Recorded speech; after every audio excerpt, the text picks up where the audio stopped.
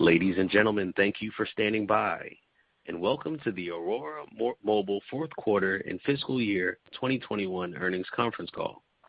At this time, all participants are in a listen-only mode. After the speaker presentation, there will be a question-and-answer session. To ask a question during the session, you will need to press star one on your telephone. If you require any further assistance, press star zero. Please be advised that today's conference is being recorded. I would now like to hand the conference over to your host today, Rene Vanguestaine. Thank you. Please go ahead, sir. Thank you, Andrew. Hello, everyone, and thank you for joining us today. Aurora's earnings release was distributed earlier today and is available on the IR website at ir.jiguang.cn.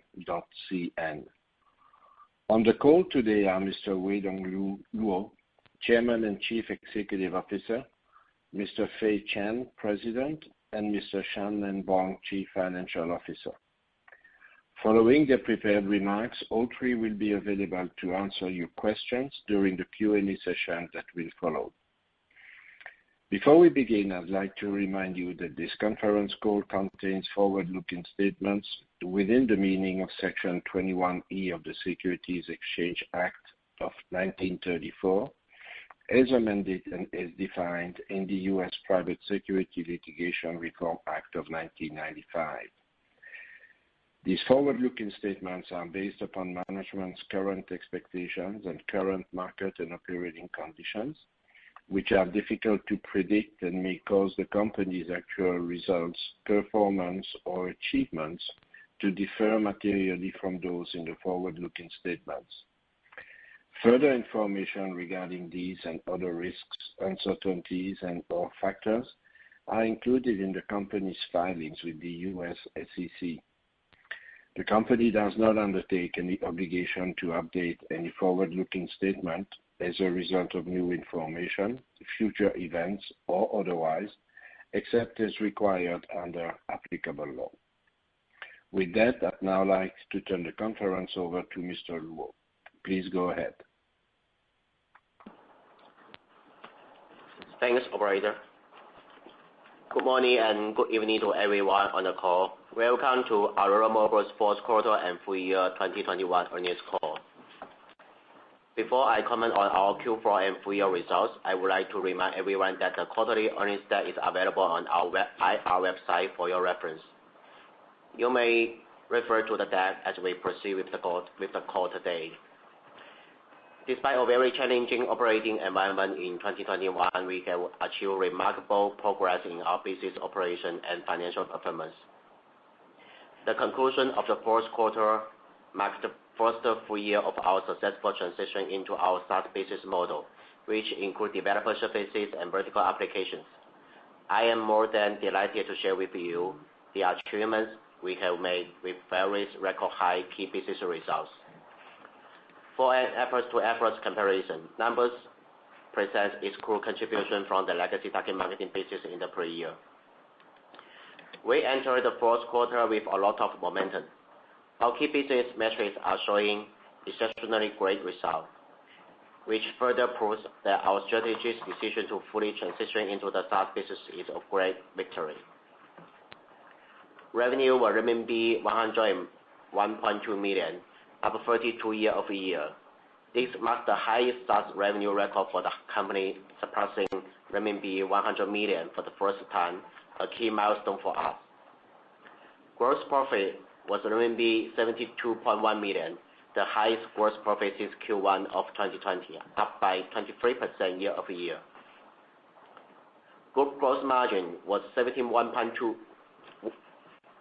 which is more than 1.2 times compared with 56.7% a year ago.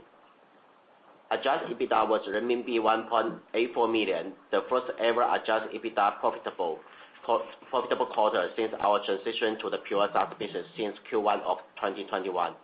And adjusted Ebitda significantly improved by renminbi 19 million year-over-year from negative renminbi 17.1 million in Q4 2020. Net loss was renminbi 35.6 million, significantly narrowed down by 60% from a year ago. The number of paying customers increased to 2,768 from 2,367 a year ago, up 17% year-over-year.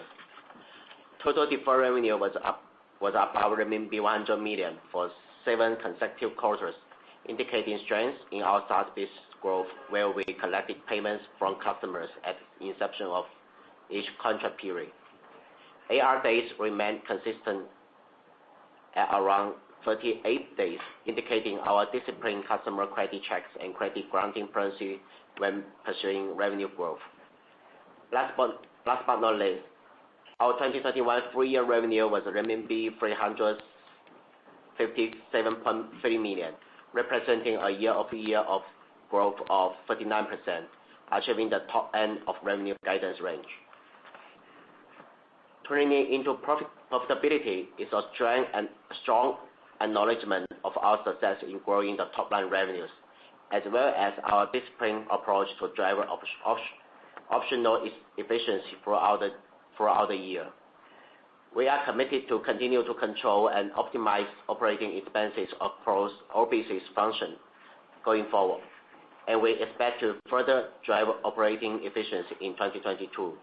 We are confident that with all these efforts in place, we are on the right path to achieve full-year profitability on adjusted Ebitda for 2022. Let me now give you some updates on our product iterations and technology innovations, which we believe that are key to driving our long-term competitiveness and meet the ever-evolving needs of our customers. On UMS, we improved 2 meaningful product features. Our first feature update was focused on encrypting and enhancing the protection of data information. With this new feature, our customers' internal information can be centrally accessed, and at the same time, sensitive data are separated into various project data banks to mitigate risk of information leaks and ensure compliance and information security of users and developers. The second update is where we have increased the amplitude of one of the UMS channel, the SMS channel, with the ability to manage both upstream and downstream SMS message. With these new functionalities, customers can manage not only the messages they send to the end user, but they also can receive, save, and manage the messages that are sent back from end users, which is message. We are continuing to see customer reception steadily increasing for our UMS product. Well-known customers who have signed up during the quarter include but are not limited to China International Capital Corporation, China Merchants Fund, and Bordeaux Security. We also want to share with you the latest development regarding our partnership with Huawei Cloud since November 2021. When we officially launched our job verification and other customized service on Huawei Cloud recently, we have also launched our iApp product and will soon add the JPush private cloud to the list. By the end of 2022, we aim to complete the integration of our full product lineup to Huawei Cloud, including BaaS, UMS, M-Link, and so on. Our cooperation with Huawei Cloud demonstrates the industry-wide acclaim and trust we command for our comprehensive and competitive product portfolio and services. Similarly to the partnership with Huawei, we have entered into a partnership agreement with Cloud Technology Corp to launch our verification service, job verification, on the Cloud Marketplace, a one-stop trading platform that provides cloud-based apps and other service offerings. Securely integrated into Cloud hybrid ecosystem, job verification will provide and quick user registration and login, two-step security verification, and other multi-factor authentication and more. Jiguang will continue to promote in-depth cooperation with Cloud and leverage our technology advantage to expand our product offering to empower developers and enterprise to conduct high-quality operations, sustainable development, and effective monetization on the Cloud platform. Earlier this week, we have entered into a definitive agreement to acquire a majority equity interest in SendCloud, China's leading email API platform for consumer marketing and user-centric transactional email services. We are a pioneer in the field of customer engagement, and SendCloud has a leading position in email sending services. Customers today are more and more dependent on flexible omnichannel strategies as the need for user engagement intensifies. With the addition of SendCloud's email sending services, we will be able to quickly enrich our omnichannel customer engagement product offering, which currently include mobile app push notification, SMS, WeChat official accounts, WeChat mini programs, Alipay mini programs, DingTalk, and Enterprise WeChat. We therefore can provide customers with industry-leading technology to simplify their omnichannel communications without having to manage different vendors for each channel. Together, we will have the joint advantage to provide a reliable and effective customer engagement platform for different industry verticals. Our paying customer base is also expected to almost double upon completion of this transaction, as SendCloud had more than 2,000 paying customers during the fourth quarter of 2021. Both parties can benefit from this acquisition through more cross-selling opportunities to the combined customer base and help fuel our future revenue growth. I'm truly looking forward to the 1 + 1 greater than 2 synergy between the two companies and believe we can achieve more together. Now I will turn the call over to Fei, who will discuss the Q4 performance in greater details. Thanks, Chris. Let me start the discussion by elaborating on the different revenue streams within the SaaS businesses. In fourth quarter of 2021, our developer services continued to deliver solid results with a 42% year-over-year growth, which was mainly fueled by a substantial 73% year-over-year growth in value-added services and a 27% strong growth in our subscription services. Subscription services revenues were renminbi 44.4 million, an increase of 27% year-over-year, primarily driven by new customer acquisition and a strong growth in the private cloud services. Our strategy of cross-selling various non-push subscription products has also been contributing to this significant growth. As a result, our revenue contribution of non-push notification products increased to 49% from 38% a year ago. Non-push notification products, which include private cloud, SMS, and J-verification, also achieved a higher ARPU of renminbi 43,000, resulting in the overall ARPU for subscription services increasing by 8% to RMB 18,200, compared with RMB 16,800 a year ago. New and renewed contracts of notable customers in the quarter include China Telecom, Tesla, China Eastern Airlines, and so on. Value-added services within developer services, which include revenues from JG Alliance services and advertisement SaaS, continue to deliver impressive results by achieving a 73% year-over-year growth to RMB 30.2 million from RMB 17.4 million in fourth quarter 2020. Since we first started our value-added services in fourth quarter 2019, the revenue has exponentially grown by 8.2 times and reached a new historical high this quarter. On the supply side of the JG Alliance, during the quarter, we continued to grow the traffic pool as it is a vital part of our strategy to increase opportunities for monetization channels. The total number of apps within our network exceeded 470 apps compared to 394 in third quarter 2021, representing a 21% growth quarter-over-quarter. The total number of DAU within the network has also steadily increased to around 190 million for this quarter.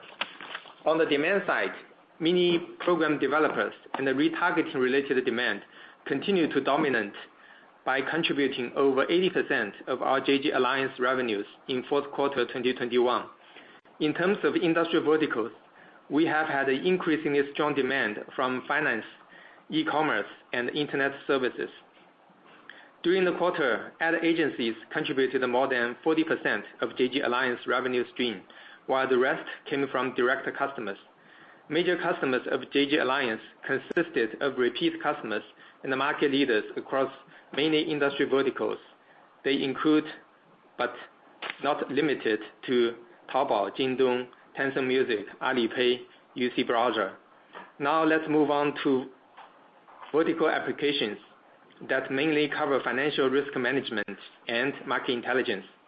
These revenues grew steadily by 11% year-over-year, with the highest growth contribution coming from the financial risk management business again. In the financial risk management segment, revenues increased by 18% year-over-year, with a solid 43% growth in ARPU. The record high quarterly revenue has been the most meaningful achievement since first quarter 2020, showing that the adverse impact of the pandemic on the financial risk management business segment is substantially behind us. We anticipate a favorable macro environment to support the business, and will continue to grow in 2022. During the quarter, we acquired the new key account customers and continue to retain many existing customers. Some of our new and renewed customers include Mashang Consumer Finance, China Telecom Best Pay Company Limited, and WeBank. Our market intelligence product line has made big progress by signing a number of new and well-known key account or KA corporate customers during fourth quarter 2021, including Baidu, Amazon, Zhihu, etc. Our new product, iBrand, launched a couple of quarters ago, has been extensively used by investors and brands to track traffic index for offline retail shops, and has gained traction during the quarter by signing a number of notable investment customers. We expected this product to be our new growth driver from the product perspective. Going forward, we will continue to grow the IF business by having a wider coverage of KA corporate customers, as well as cross-selling iBrand products. With that, I will now pass the call over to Shannon. Hey, thanks, Fei. I'll go over some of the key expenses and balance sheet items. Let's talk about operating expenses. As a result of our continuous effort to efficiently manage operating expenses, in Q4 2021, our OpEx decreased by 13% year-over-year to renminbi 92.5 million. In particular, R&D expenses increased by 11 million to renminbi 45 million, mainly due to a 4.5 million increase in cloud costs to support the expansion of the SaaS businesses. Selling and marketing expenses increased by 48% to renminbi 33.2 million, mainly due to the increase in sales commission and the expansion of our sales organization. G&A expenses decreased by 67% to RMB 14.4 million, mainly due to a year-over-year reduction of 11 million in bad debt provision due to our proactive and strict financial control measures, reduction of 11 million in long-lived assets impairment due to one-time cost for going cloud project in the same quarter last year, and a 5.9 million decrease in staff-related compensation. Also during the quarter, we streamlined our workforce in an effort to further improve our overall operating efficiency and to ensure OpEx maintained at a healthy level. We will continue to optimize our organizational structure and fine-tune our OpEx level while sustainably grow our revenue. Adjusted Ebitda, calculated as Ebitda excluding share-based compensation, reduction in force charges, impairment of long-lived assets, impairment of long-term investment, and change in fair value of foreign currency swap contracts, has had a significant breakthrough and delivered the first positive quarter since 2020 at RMB 1.8 million, which significantly improved by 19 million year-over-year from negative 17.1 million in Q4 2020. For the fourth quarter of 2021, we have delivered a set of excellent financial results. which includes the following highlights. First, revenue of our SaaS business increased significantly by 32%. Our gross margin improved from 56.7% to 71.2%, a direct result of our Q4 2021 gross margin being 100% contributed by high margin SaaS business. OpEx decreased by 13% due to effective and stringent cost control measures. As a result, our adjusted Ebitda turned around and reached positive renminbi 1.84 million, which marks the first adjusted Ebitda profitable quarter since the beginning of 2020, when we commenced the transition into the SaaS business model. This demonstrates that with the right cost structure, profitability is highly achievable as we move and continue to scale our SaaS businesses. Onto the balance sheet. I'll start with two very key KPIs, important KPIs that we closely monitor. Firstly, the AR turnover days remain stable at 38 days this quarter compared to 37 days a year ago. Our disciplined accounting policy and cost and cash collecting efforts ensure a timely collection of our accounts receivable. We are very pleased with the AR turnover days remain fairly consistent quarter-over-quarter.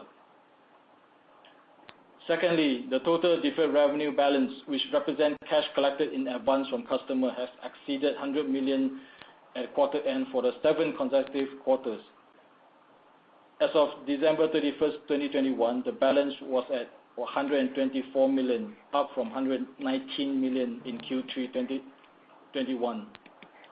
Next, total assets were at 595 million as of December 31st, 2021. This includes cash and cash equivalent of 284 million, accounts receivable of 43 million, prepayments of 12 million, fixed assets of 62 million, long-term investment of 142 million. Total current liabilities were at 373 million as of December 31st, 2021. This include short-term loan of 150 million, accounts payable of 18 million, deferred revenue of 120 million, accrued liabilities of 85 million. Business outlook.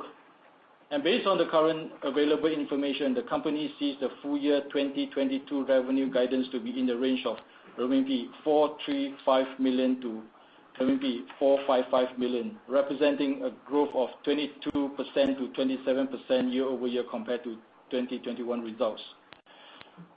The above outlook is based on the current market conditions and reflects the company's current and preliminary estimates of the market and operating conditions and customer demands, which are all subject to change.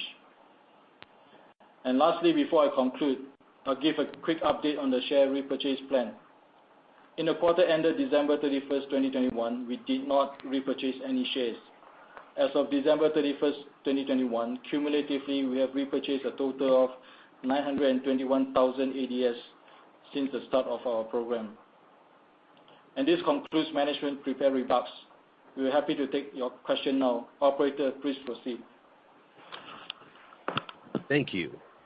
As a reminder, to ask a question, you will need to press star 1 on your telephone. If your question has been answered or you wish to remove yourself from the queue, you may press the pound key. Once again, to ask a question, please press star 1.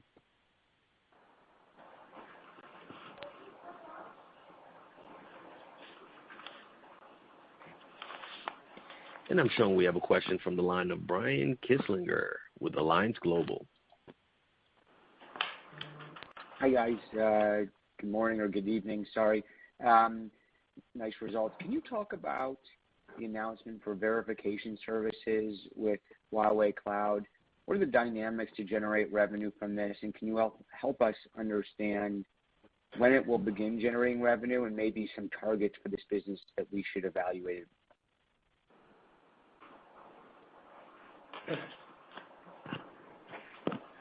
Hey Brian, hi, this is Fei. So actually, this collaboration with Huawei started actually last quarter, right? So actually in last quarter, in the call, we've already mentioned that actually it already started to generate revenues. Although the revenue is not big, okay? It's in the tens of thousands, right? But it does have a contribution to our developer service revenue. And going forward, not only this J verification product, this is just the first product. We are actually in the process of adding the whole suite of our product portfolios into Huawei Cloud, like UMS, IF, right? You name it. So hopefully by the end of this year, we will be able to upload and get certified by Huawei for all of our product offerings. And this year, we think our goal is to not to have an ambitious goal, but to have the relationship started and generate a certain amount of revenue. It's not going to be big. It should be in a few million RMB. Great. Okay. And then last quarter, you spoke about JG Alliance installations starting to improve, but they were dealing with the personal information protection laws. Can you update? Is this no longer a challenge?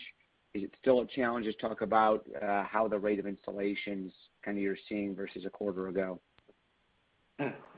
Yeah. So actually, the regulation hurdle is largely behind us in the fourth quarter.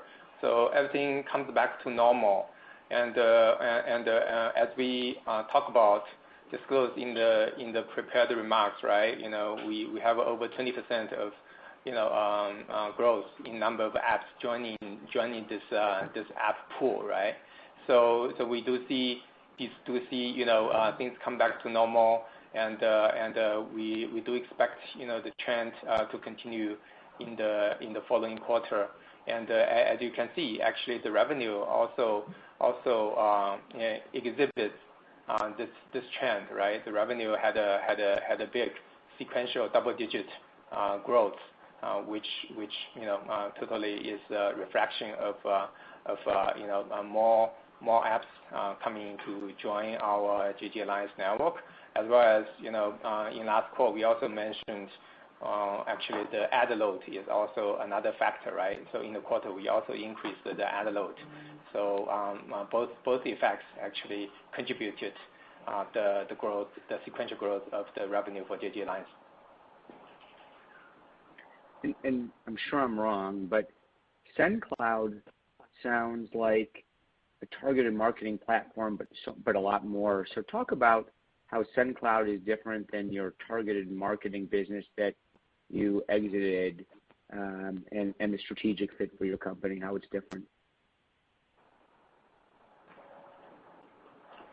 Yes, SendCloud is not a target. SendCloud is not SendCloud is not a target marketing company. SendCloud is an email API platform, which are very similar to SendGrid, which acquired by Twilio 3 years ago. So his company mostly his customer is mostly like a bank or hotel or even the 2B company like Jiguang is also their customers. So basically we are using their API to send email notifications to our customers like developers, and the bank use their API to send email notifications to the credit card customers. So it's not a target marketing company. Yeah, it's a SaaS company actually. And can you give us a little bit about the financial profile of the company? Maybe what are trailing 12 months revenues? What's the growth rate and margin profile? The margin profile is very similar to our margins. It's over, I think it's over 30%. Yeah, it's over 70%. Yeah. And also it's a profitable company. So actually, which is a good thing, right? They already generate profit, and the annual revenue for that company is around 20 to 30 million. So we expect in 2022 because the deal is going to be closed before end of March, right? So we will add 3/4 of the revenue to our financials. So we expect to generate around $20 million revenue from this company after the acquisition.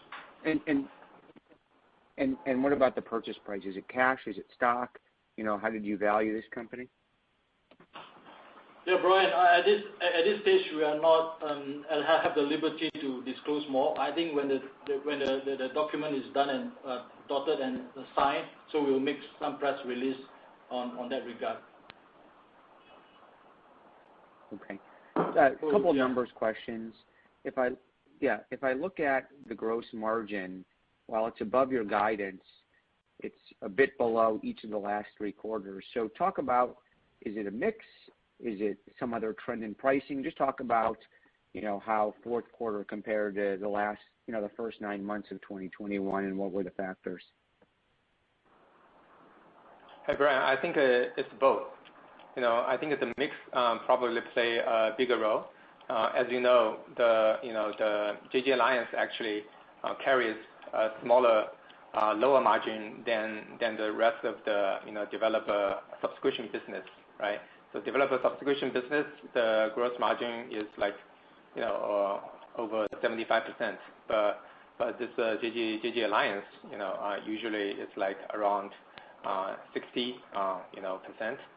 So as we continue to grow the JG Alliance business line, when JG Alliance contributes a bigger portion of the total revenue, you should expect to see the overall gross margin to dip a little bit. But I think so over 70% total gross margin going forward is not realistic due to the reasons I just mentioned, right? So for this year, I'm sure you want to know what the gross margin target should be. I think anywhere between 65 to 70 is the gross margin we are trying to maintain. Okay, and another reason is because when we get more traffic into our network, so the deals are conducted case by case basis, right? So for some app developers, they might command a higher revenue share.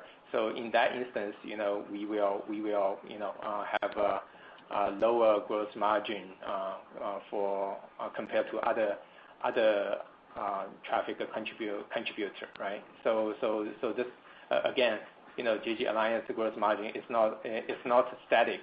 It's very dynamic. But overall, I think from what we are seeing, I think 60% is a reasonable number. Great. Last question, just a housekeeping item. Just to understand your Ebitda, where do I find on the income statement severance charges and the impairment of long-lived assets? What line items are those included?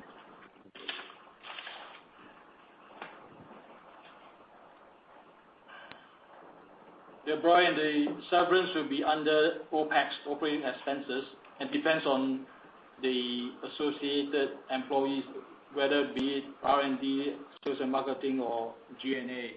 So that's a severance. And in terms of impairment, it will be under other losses after loss from operation. Okay. Yep, that's what I thought. Okay. Just wanted to be clear. Thank you so much. Thank you. Thank you. And as a reminder, if you have a question, please press star 1 on your telephone.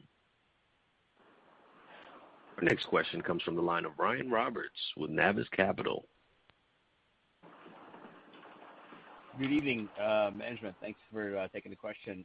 Mine is pretty simple. So looking at the Q4 results, I think maybe a bit better than the market expected, and that's fantastic.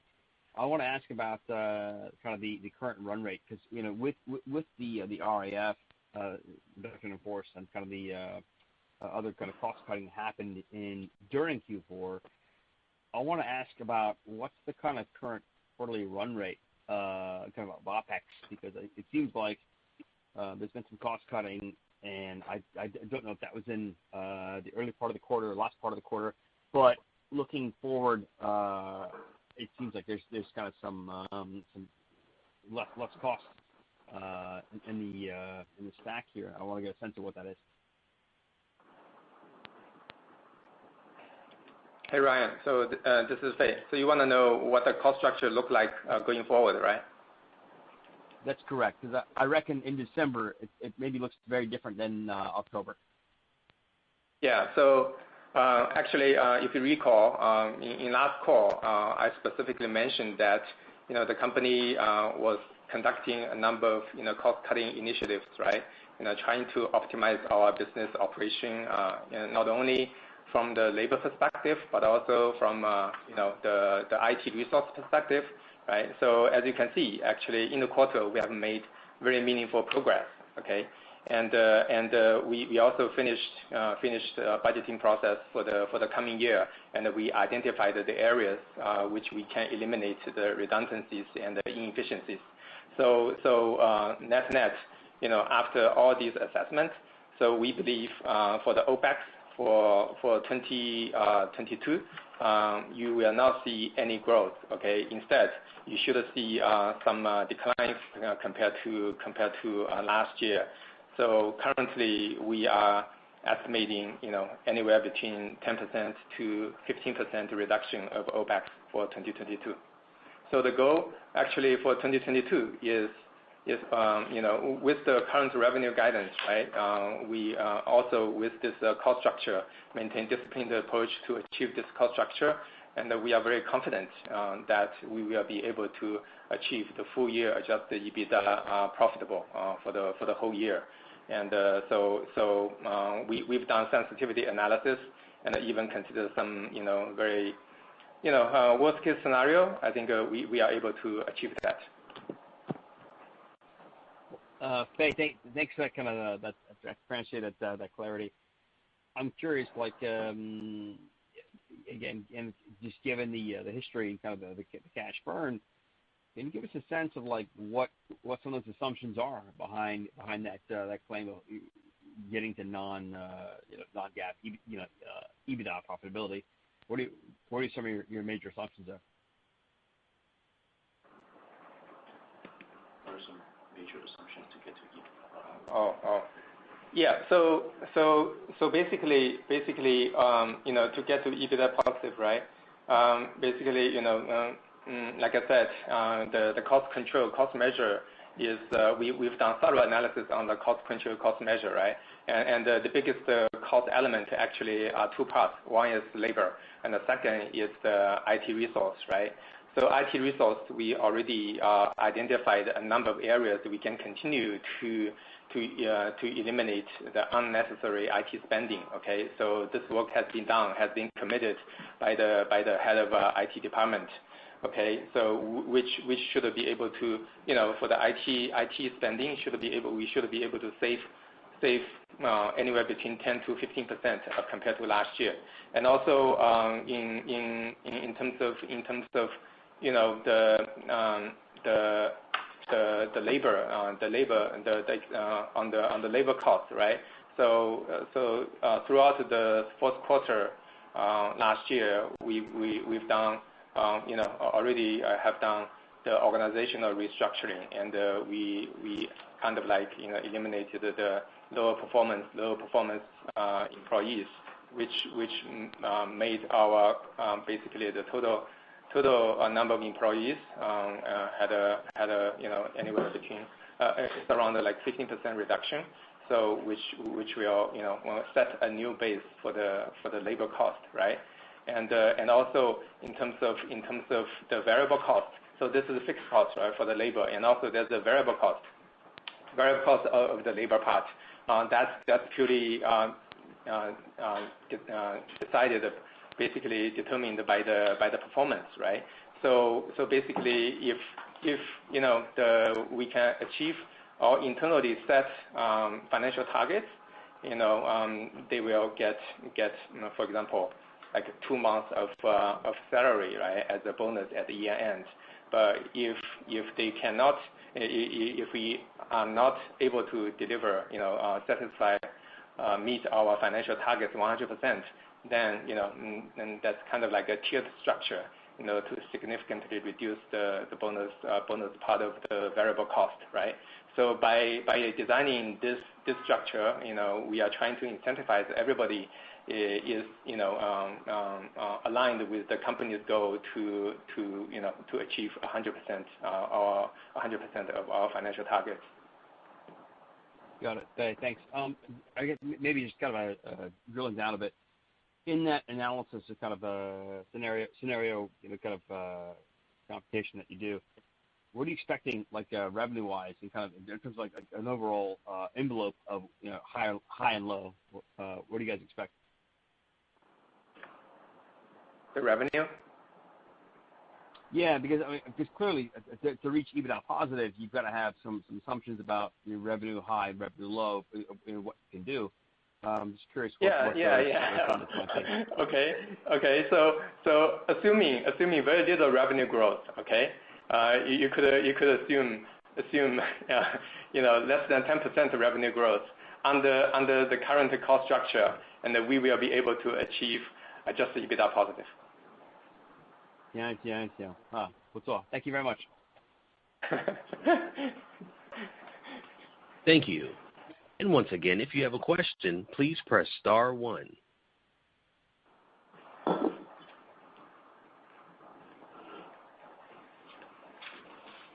And I'm showing no further questions. So with that, I'll hand the call back over to Renee for any closing remarks.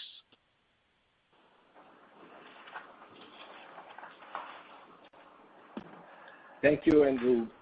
Thank you, everyone, for joining our call tonight. If you have any further questions and comments, please don't hesitate to reach out to the IR team. This concludes the call. Have a good night. Thank you very much. Ladies and gentlemen, this concludes today's conference call. Thank you for participating, and you may now disconnect.